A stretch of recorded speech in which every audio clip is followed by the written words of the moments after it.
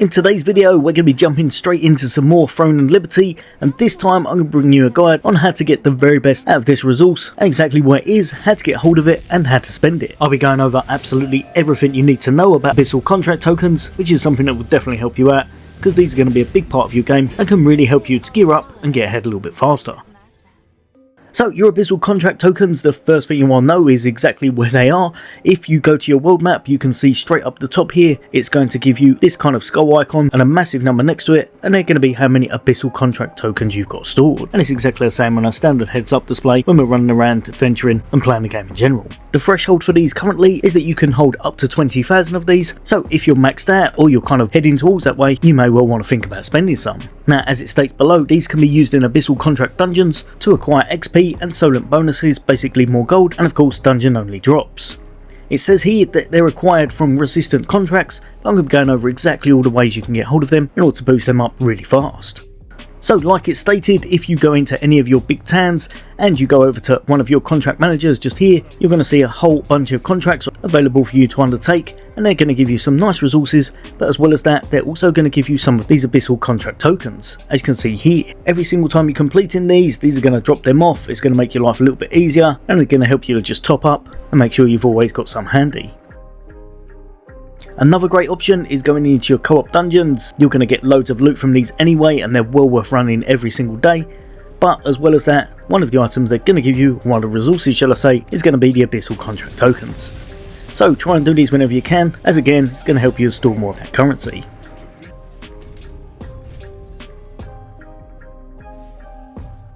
Not forgetting the amateur expeditions, these are something you should be doing regularly. Try and do them 1 or 2 hours if you can, as I think that's the most bang for your buck. But if you're going to sleep or you want a long journey, then don't forget to put it to that 8-hour mark.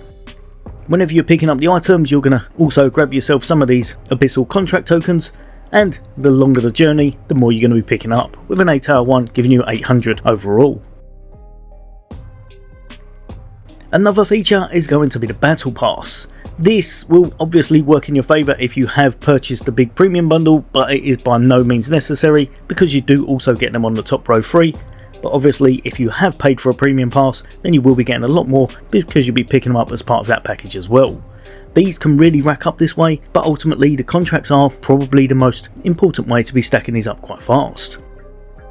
Now, if you do ever run out of them and you do want to be going into the places I'm going to tell you about, then don't forget, check your inventory and you may well have a stash stored up of Abyss charge stones like you'll see here, and every time you use it, it's going to give you a certain amount. So for this one, I've got 30 of them and we've got 100 in each, so I've got roughly 3,000 if I needed them. Now that's all well and good, and you're thinking, now I know how to get hold of them and I'm absolutely set on that, but where exactly do I spend any of this resource and what's it all about? What's the point of it? Well, the open world dungeons are going to be your go-to place for this, and if you go to your map, you'll be able to see exactly what each of the enemy types within there can actually drop as a reward.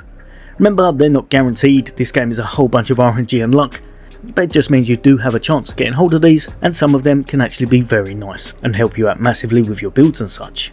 If not, it can also help you to get a bit of money, get a bit of XP, get a bit of Solent, or just grab yourself some nice resources, especially if you're trying to build up some of them things for the crafting. The Shadowed Crypt is absolutely amazing. Some of the enemies here, because they're level 50, drop some really nice loot, including some purple pieces, but even though your loot will be boosted, remember, these can be quite rare and hard to get hold of.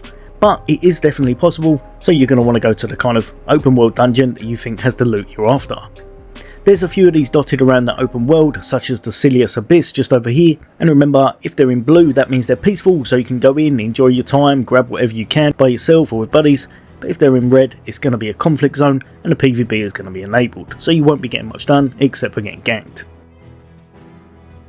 Like I said, in a moment, probably one of the main ones to be farming is going to be the Shadowed Crypt. It's got some really high level enemies within this, and they tend to drop quite a lot of nice loot.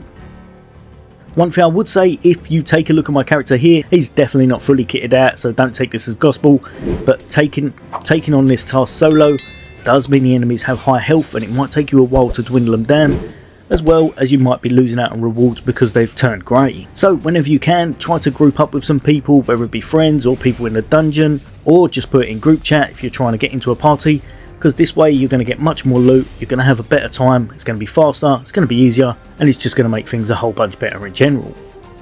In fact, because the game's quite new over here, and because of how highly sought after these areas are because of the loot they drop, you'll often find that there's so many players here that are doing almost all of the other activities, including things like Co-op Dungeons. So if you want a profitable run and to be able to find some of the best gear, you're definitely going to want to try and run the group.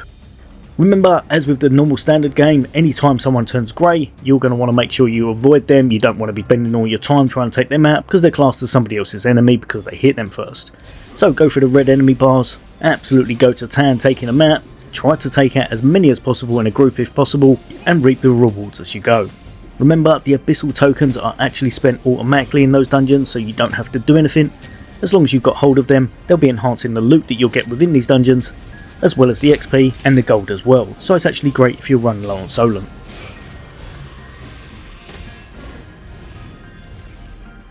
Also, if possible, try and focus on the bosses whenever they turn up, because these have a nice high chance of dropping something purple, and exactly the same principles apply, so make sure you get an early hit on it, otherwise you may completely miss out on the loot. You'll see these drop purple pieces of gear quite often, so they're definitely worth your attention, and you should look out for their spawns at all times.